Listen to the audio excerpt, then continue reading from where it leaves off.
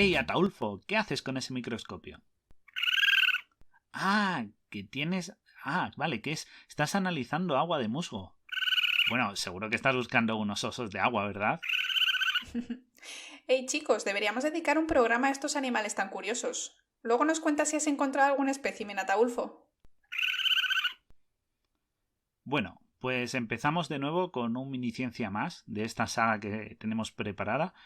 Y hoy vamos a hablar, como bien ha dicho Laura, de esos animales tan curiosos que son los tardígrados, o también conocidos como osos de agua. Y es que estos pequeños seres son muy curiosos y a la vez son muy adorables, ¿de acuerdo? Porque si los veis al microscopio, parecen como ositos de gominola. Además es que los suelen colorear de colores verde y rojo. Y son unos pequeños seres con 8 patitas, ¿de acuerdo? No tienen 4 como los osos, tienen 8, ¿de acuerdo? Y constituyen un filo, para que nos entendamos, es una ramificación a la hora de hablar de especies, de los denominados Edixozoos, ¿de acuerdo? Que pertenecen, aunque no lo creáis, al reino animal, ¿de acuerdo? Y son muchos, son bastantes. Tenemos dentro de este filo a más de 1000 especies, para que veáis, ¿de acuerdo? Y estos pequeños animales se caracterizan por ser invertebrados, siendo tan pequeños, huesos pocos van a tener, y son también segmentados, es decir, que su torso, su cuerpo, ¿vale? De acuerdo, si lo veis, pues tiene unas pequeñas secciones y de ahí lo de segmentados. Y como ya he dicho, son microscópicos también, porque son muy pequeñitos, ¿eh? Ellos miden como unas 500 micras de media, ¿de acuerdo? Y son muy curiosos porque fijaos, que dentro de este grupo se incluye un gran grupo de los denominados panartrópodos, ¿de acuerdo? Porque estos pequeños seres presentan unos caracteres que dicen que pueden tener un antecesor común, ¿de acuerdo? Un antepasado común con los artrópodos, es decir, con todo lo que sería insectos, crustáceos, arácnidos, ¿de acuerdo? Pero estos son microscópicos. Son casi insectos. Pero bueno, son organismos que son conocidos porque tienen unas características muy curiosas. Y es que bajo unas condiciones metabólicas especiales, que no ocurren siempre, esto se llama criptobiosis y luego lo explicaremos, se ha visto que pueden llegar a sobrevivir en el vacío del espacio o incluso soportar presiones altísimas de unas 6000 atmósferas o sobrevivir a temperaturas de frío, calor extremas, deshidratación prolongada, etcétera, etcétera. Y pueden llegar a pasar en esta situación hasta 10 años sin nada de agua. Es decir, tienen unas características metabólicas muy, muy curiosas y son muy fuertes cuando ocurre. Así que vamos a hablar de ellos. Sí, porque estos tardígrados, o los osetes de agua, como los llaman, son muy famosos en los últimos años, como bien ha dicho Laura, por esas características tan únicas y esa capacidad de supervivencia como a prueba de todo, son prácticamente indestructibles, ¿no? Entonces, estos animales se han vuelto muy populares por esa razón, y es que se les suele conocer como extremófilos por esto, ¿de acuerdo? Sin embargo, sí que es verdad que en su estado normal no son capaces, por ejemplo, de soportar estas situaciones, ¿de acuerdo? Por lo que no son tan indestructibles ni tan extremófilos como los pintan, ¿vale?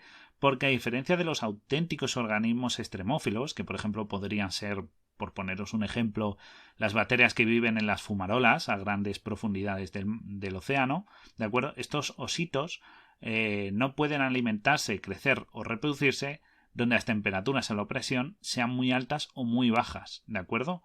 O donde, por ejemplo, no hay humedad o, como ha dicho Laura, no hay oxígeno, como es el vacío, ¿de acuerdo? Es decir, no son capaces de llevar a cabo esas actividades vitales. Es decir, vamos a explicarlo un poquito mejor esto, a lo mejor para aclararlo. Extremófilo es que puedes llevar a cabo tus actividades vitales, ¿de acuerdo? Como relacionarte, alimentarte y tal, y reproducirte en situaciones muy, muy difíciles. Como ya hemos dicho, temperaturas, vacío, presión. Lo que ocurre con estos osos de agua no es que no lo soporten, pueden soportar todas estas condiciones, pero pasan a un estado de, como bien ha dicho Laura, de criptobiosis, ¿de acuerdo? Para aguantarlo. Pero no pueden llevar a cabo sus actividades vitales, ¿de acuerdo? Hmm. Pues sí, y es que en su medio natural, cuando no están en estado de criptobiosis, la mayoría de los tardígrados son terrestres, aunque se les llame ositos de agua, y habitan fundamentalmente en los musgos. Por eso nuestro querido Ataulfo estaba analizando agua de musgo. Habitan pues esto en musgos, líquenes, helechos, pero sí que es verdad que pueden llegar a habitar aguas oceánicas o incluso agua dulce. Pero bueno, la mayoría de las especies son terrestres. Es muy curioso de los tardígrados que tienen una boca muy característica. Es una especie de ventosa con dos estiletes, como dos pinchos punzantes, que la usan para clavar en las plantas y succionar su alimento. Carecen de sistema circulatorio y respiratorio, es decir, no tienen estos sistemas como nosotros, pero sí que disponen de aparato nervioso, excretor y reproductor. Y sobre todo, pues digestivo, ya hemos dicho, pues tienen boca y comen, ¿no? Y una curiosidad que he encontrado es que ponen huevos, pero no tienen fase larvaria, como puede pasar con los insectos, ¿no? Con los artrópodos. Es decir, nacen directamente unos mini tardígrados, una monada, la verdad, bebés súper chiquititos que son adorables. Y luego, la cubierta es muy importante. Tienen una cubierta que les recubre el cuerpo y que puede ser parte de la razón por la que son tan resistentes. Tienen una cutícula que no es quitinosa, como la mayoría de los insectos que conocemos, y que la pueden mudar, pero no todas las especies lo hacen. Y ya que estamos hablando un poquito de tanta criptobiosis por aquí, criptobiosis por acá, que justifica esa capacidad de aguantar ambientes extremos, voy a explicaros un poquito en qué consiste este fenómeno, esta criptobiosis. Y es que es un estado para entrar en animación suspendida, ¿vale? Es como un poco como Walt Disney, pues algo así, ¿no? Entonces, es un estado, por explicároslo así, antihidrobiótico. ¿De acuerdo? Es antihidrobiótico, os lo explico. Anti, es decir, no, hidro, agua y biótico, vida. Es decir, es un proceso de deshidratación, ¿de acuerdo? En el que ellos pasan de tener, fijaos, ellos tienen un 85% de agua en sus cuerpos, ¿de acuerdo? Y con este proceso de antihidrobiótico, este estado que alcanzan, pasan a tener solo un 3, de un 85% a un 3. O sea, literalmente se quedan hechos una pasa, ¿vale? Y en este estado ellos detienen toda actividad vital, ¿de acuerdo? El crecimiento, la reproducción y el metabolismo se reducen prácticamente a cero, ¿de acuerdo?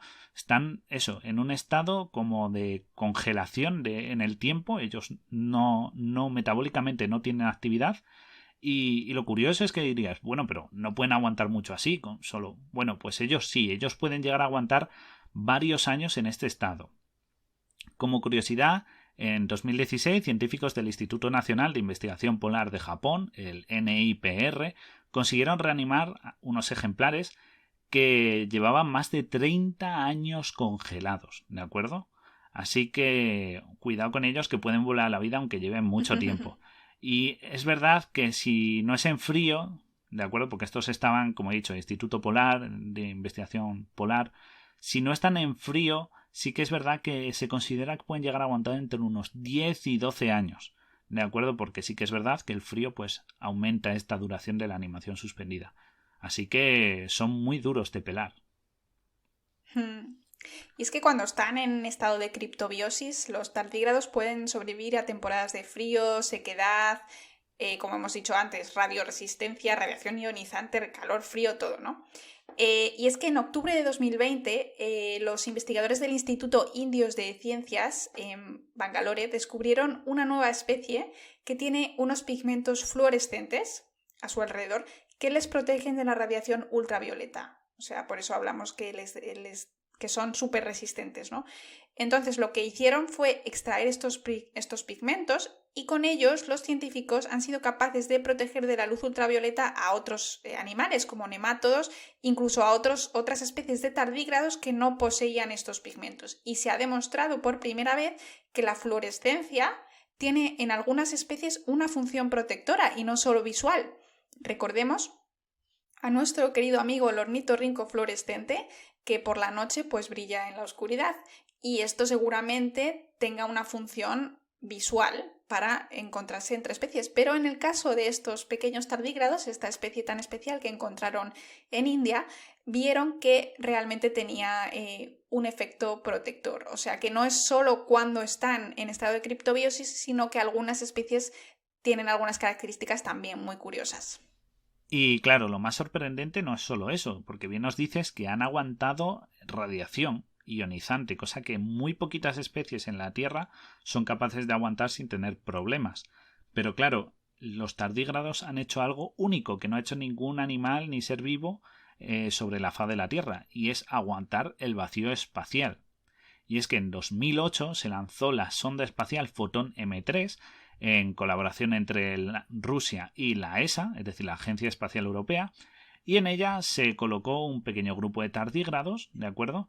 Y tras 10 días de viaje espacial se comprobó que unos pocos, de los muchos, ¿de acuerdo? Se mandaron bastantes, pero unos poquitos habían aguantado este vacío, con lo cual es sorprendente, porque todos sabemos lo que es el vacío espacial. Ya no es solo la falta total de fuentes de alimento, de agua, sino que también esa presión del vacío es muy significativa, y aún así sobrevivieron. Pero claro, todo esto que estamos diciendo es realidad, es solo un mito, es una leyenda urbana. ¿Es verdad que pueden aguantar tanto en criptobiosis, que son prácticamente inmortales en ese estado?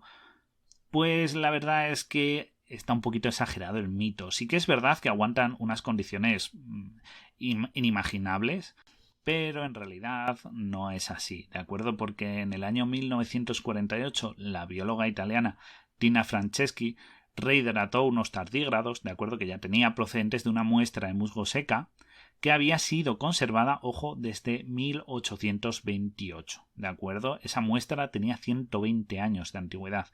Y tras hidratarla, al cabo de 12 días, ella estuvo observándola y uno de los ejemplares sí que es verdad que mostró unos ligeros signos de movimiento, pero prácticamente ninguno reanimó de esa animación suspendida. Entonces no son tan duros como nos los han pintado, pero sí que es verdad que aguantan tela de factores adversos.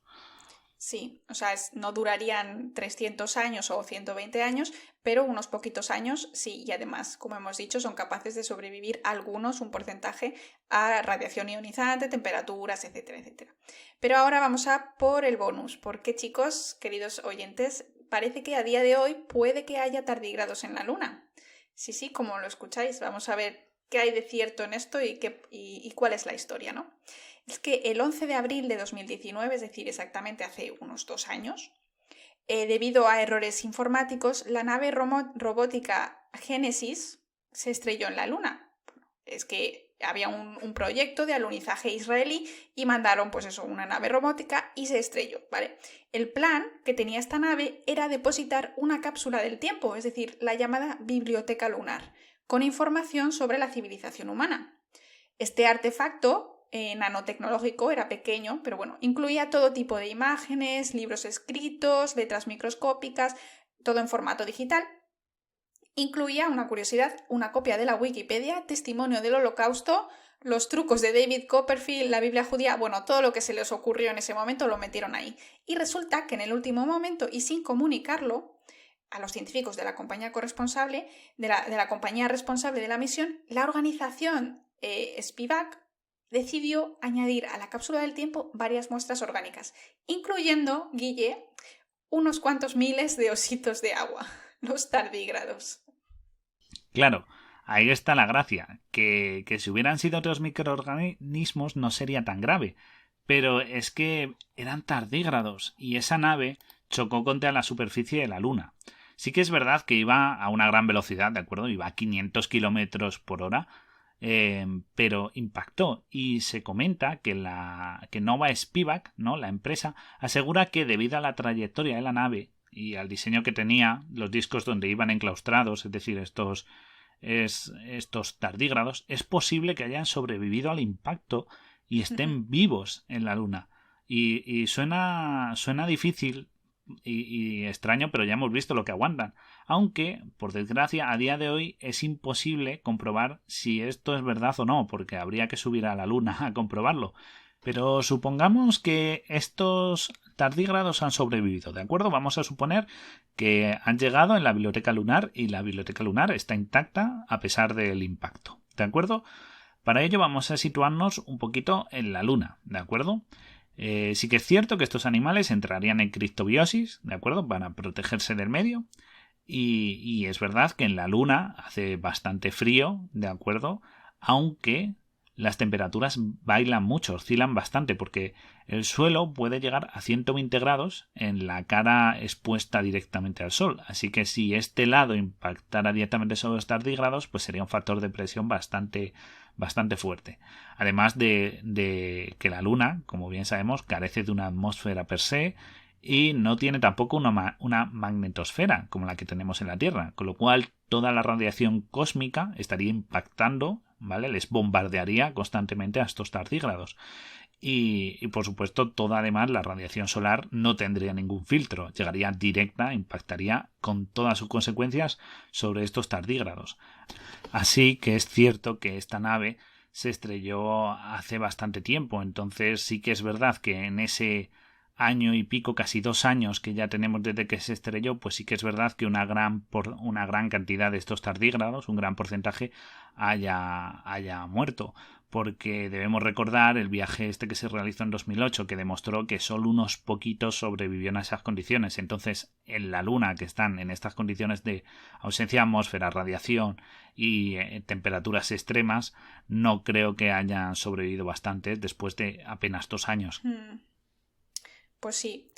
Desde el punto de vista estrictamente biológico, entra dentro de lo posible que algunos individuos estén en este mismo instante vivos, ¿no? En un estado de criptobiosis hipotéticamente viable. Pero bueno, en mi opinión esto sería una especie de gato de Schrödinger, ¿no? Los tardígrados de Schrödinger. Puede que estén vivos, pero puede que estén muertos. Entonces, pues no lo sabemos, pero seguramente si hay muy poquitos vivos. Sí, una especie de tardígrados cuánticos ahí en estado porcentual de vivo-muerto. Pero antes de terminar, me gustaría mencionar a otros animales, ¿de acuerdo?, que también tienen este mecanismo de criptobiosis, ¿de acuerdo? Tenemos, por ejemplo, a algunas especies de algas, también tenemos algunas plantas complejas que son llamadas reviviscentes, ¿de acuerdo?, como la rosa de Jericó, por supuesto, algunas levaduras, la larva de algunos mosquitos, varios gusanos nemátodos también son capaces de entrar en este estado. Algunos rotíferos también pueden pasar en este ciclo vital, pueden pasar por un estado inerte y luego volver a resucitar. Pero claro, los estrella con los que más se ha experimentado, los que han sido capaces de aguantar los mayores hitos de dificultades ambientales son los tardígrados, y por eso los osos de agua son geniales.